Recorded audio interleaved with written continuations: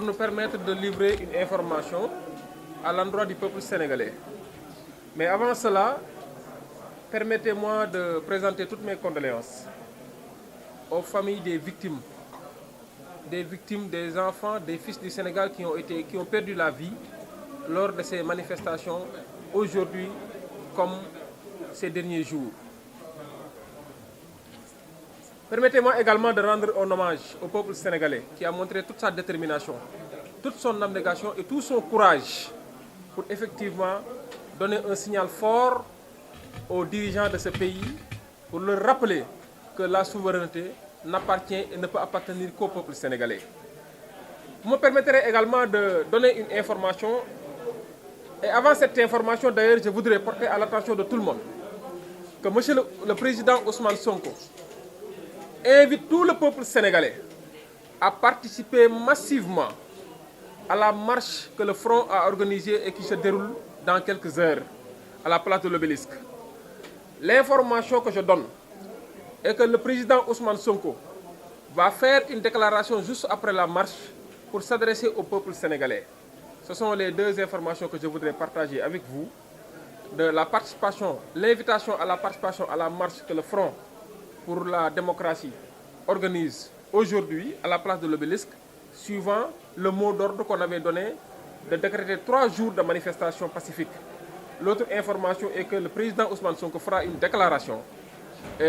pour s'adresser au peuple sénégalais et leur informer de la suite des événements. On avisera sur le lieu, mais pour l'heure, ce sera juste après la marche, c'est-à-dire vers 18h. Et pour le lieu, on avisera. De toute façon, le service de com du parti Pastef est en train de s'affairer pour effectivement informer l'opinion, ou surtout les journalistes, sur le lieu qui abritera la déclaration de Ousmane Sonko. maa ngi leen di gërëm yéen ñëpp di leen sant di rafetlu seen teewaay wax ji nag du gudd gannaaw ba ñu jaalee mbokk sénégalais yi nga xam ni am nañ ay doomu réew mi ñu faatu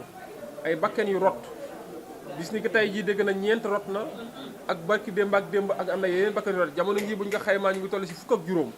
gannaaw bu ñu leen jaalee ñu ngi leen di massaw ñi nga xam ne am nañ ci ay gaañu-gaañu di massaw également force de l'ordre yi nga xam ne am nañ ci ay gaañu-gaañu bu loolu weesoo tamit ñu ngi gërëm peuple sénégalais yëpp ci nga xam ne jóg biñ jóg taxaw faggu pour wax ne ñi nga xam ne ñoo jiite réew mi ne leen souveraineté bi maanaam peuple bi ñoo ko moom du keneen ku ko moom pour le peuple bi te ñoom seen courage seen fit ak seen cawarte wane na ni incha allah peuple sénégalais bi jël na décision ba pare. yeneen ñaari xibaar yi nga xam ne bëgg naa kaa wax mooy Ousmane Sonko le président Ousmane Sonko nee na mu ngi invité ñëpp ñu participer massivement ci marche bi nga xam ni mooy doxu ñaxtu bi nga xam ni am na tey place de l'Obélisque na fa ñëpp teew. bu loolu weesoo nee na ma tamit ñu wax ne dina def déclaration ci après-midi bi léegi gannaaw bu marche bi jeexee dina def déclaration pour wax ak le peuple sénégalais ñaari xibaar yooyu daal laa bëggoon ngeen xam ko benn bi mooy ngeen dem massivement ci marche bi beneen bi mooy dina def déclaration pour s'adresser au peuple sénégalais te incha allah déclaration bi dina nekk vers 18h ou en tout cas si du sori loolu 18h xam ne ni mooy chargé com bi mu ngi ciy affaire wu mu ngi ciy def ay jéego pour ñu jox leen information bi dina nga jox incha allah ci kanam. moom dina bokk ci marche bi. waaw loolu nee nañ ñu ñëw ci marche bi moom mi ko oote moom kay dina bokk ci marche parce que moom moo woote marche bi incha allah nee na yéen ñëpp ñu teew ci maa ngi leen di gërëm wa salaam.